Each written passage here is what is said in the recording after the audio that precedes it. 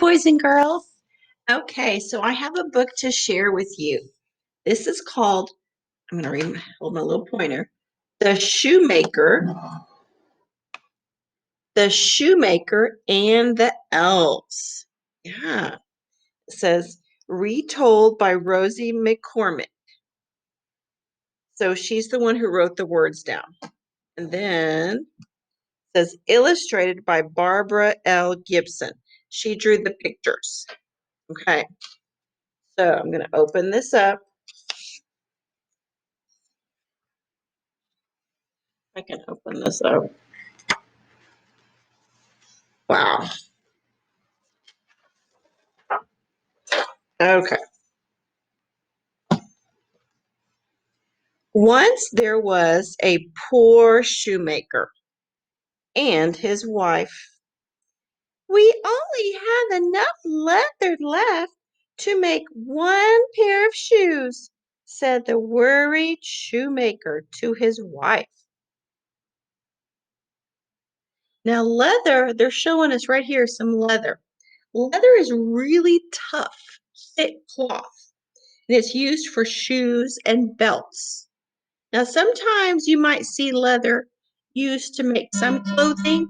Usually it's shoes and belts. All students and staff should be at their dismissal location. All students and staff should be at their dismissal location. Thank you. Remember what worried means? Worried means you're afraid something's going to happen. Remember? Okay, here we go. That night, the shoemaker left the leather on his workbench and went to bed. He decided he would make his last pair of shoes in the morning. They're going to bed. And he has a candle there because this was so long ago they didn't have electricity then. Oh, but look, their little kitty cat is on the bed with them. That's like my dog Maybell lays on the bed. Yeah.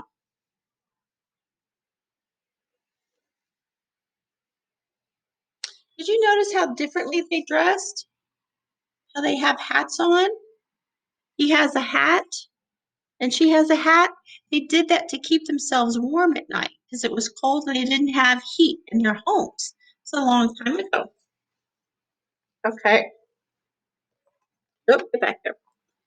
When the shoemaker woke up, he was shocked to find a beautiful pair of shoes on his workbench. He's like, oh no, how did this get here? He puzzled and puzzled over who could have made such beautiful shoes. He was so surprised to find the shoes on his workbench. Surprised. When they say puzzled, he was kind of like, how did this happen when you're puzzled?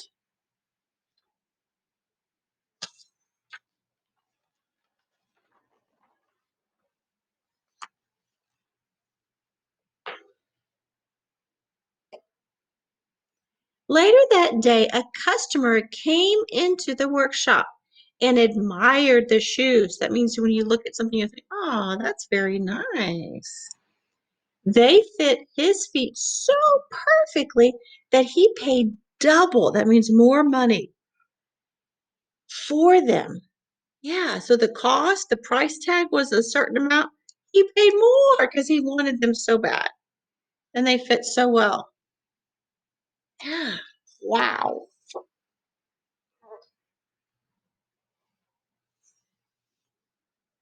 We now have enough money to buy dinner and to buy leather for 2 more pairs of shoes, the shoemaker said happily.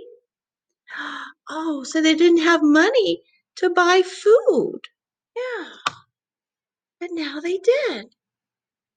That evening, he cut leather for 2 pairs of shoes and left it on his workbench.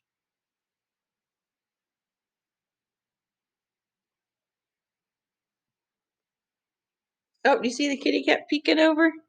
That's cute. Oh, They went to bed, and then what happened the next morning? Amazingly, the next morning, there were 4 pairs of new fancy shoes. The shoemaker and his wife sold all 4 and made more money.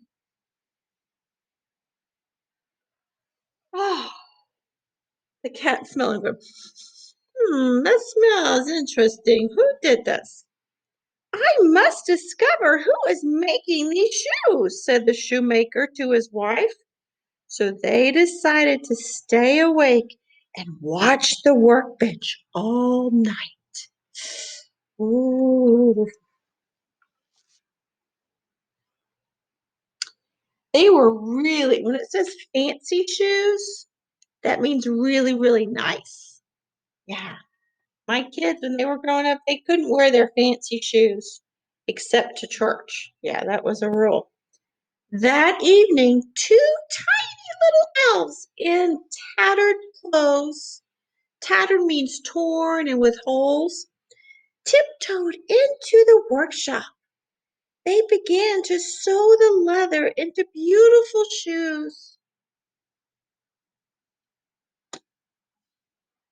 Look at them. Wow, they're working really hard. And you see the shoemaker and his wife and the kitty cat are all looking there. They're watching. Interesting. Yeah. Now remember, tattered means old and dirty clothes with lots of holes. Yeah, that's sad, isn't it? Yeah. Those poor elves must be freezing in their ragged clothes, said the wife to the shoemaker. So you know what they did? So they decided to sew new clothes and shoes for the poor little elves. That evening they left the gifts on the workbench for the elves to find. Look, some little shoes and some hats and a vest and pants. So they made them tights and jackets. Well, that's pretty fancy stuff, isn't it? Yeah, they worked hard. Let me turn this page over here too. Pages to turn. Okay. Oh my, look. Giving each other high fives. When the elves returned, they discovered the beautiful clothes and shoes. They were so happy with their new clothes that they danced out of the workshop and were never seen again. Look at that. From that day forward, the shoemaker and his wife lived a happy life with plenty to eat. Aww. So when it says they had plenty to eat, that means they had had enough money that they could buy food. They were no longer poor. Yeah, they had money to buy food and they had money to buy more leather so they could make more shoes. Yeah. So in this story, it talks about some of the things that people do in the morning and in the evening. So, what is something you do in the morning? Well, in the morning, I turn off my alarm clock. Well, I guess my phone clock, my alarm on my phone. And then I always reach over and I pet my dog, Maybelle. I give her some lovies. And I stretch and I get out of bed and I walk to the bathroom and I wash my face and I pick out my clothes and I get dressed and then I come downstairs and I fix my coffee and I get my milkshake, oh, my shake, not milk, but get my shake out of the refrigerator and get my lunch going. Oh, and I always have my music on. I put my music on. I talk to Alexa in the bathroom and have my music. I forgot to say that part. Yeah. I like to listen to my music. And then I come downstairs and then before I go, I give Maybelle a kiss on her nose. I give her a couple kisses and I say, bye bye, Maybelle. Have a good day. And then I go out to my car. Yeah. So that's how I start my day. Yeah. In the evening, yeah, I have my dinner and I talk to my family. Yeah. Now, we do certain things in the morning and certain things in the evening, don't we? Yeah. And when my kids were little, every evening or every other evening, they would get a bath or a shower. That's when they would get theirs in the evening. Um, so there are some things we do in the morning and in the evening, like brushing our teeth. That's something we do in the morning and in the evening. Brushing our hair sometimes. Yeah. Changing clothes, because in the evening, then I change clothes to my pajama clothes. In the morning, I change clothes into my work clothes, not my sleepy clothes. So we always change clothes, don't we? Yeah, that's kind of funny. We brush our teeth. Yeah, that's something we do both times. Um, so if you think back on the story, what was the sequence of the story? Do you remember the order?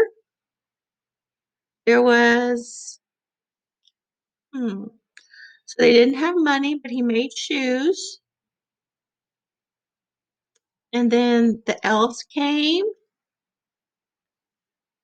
and they made shoes. And then the guy bought them. Remember the customer? He paid double. And then they were able to buy more leather. And then the elves came back again. And there were more shoes made the next morning. And then the shoemaker and his wife made the little elves. Well, they wanted to find out who it was. And then they stayed up and they watched them from behind the curtains. Remember that part? Yeah. And then they made them clothes and they left them out. And when they made them the clothes and the elves got so excited they put them on, did they ever come back? No, they didn't come back. And they didn't say thank you, did they? Yeah, that's kind of funny. But they had helped them so that they had sold their shoes and they had sold enough things that they had money and they could pay for food then. So that's pretty awesome. So who are the characters in this story? Shoemaker, his wife, and the elves. Okay, so three. There were two elves, okay. But the shoemaker and his wife, and then the two elves. Those were the main characters. Okay, what was the problem in the story? Shoemaker and his wife, they didn't have any money. They were very poor, didn't have any money. And then how did that problem get solved? The elves made shoes, and then they were able to buy more leather, and then they had money to buy food. Yeah, because they were able to sell the shoes. Yeah, so the elves helped them, didn't they? Yeah. Yeah, that's pretty special. That was pretty nice.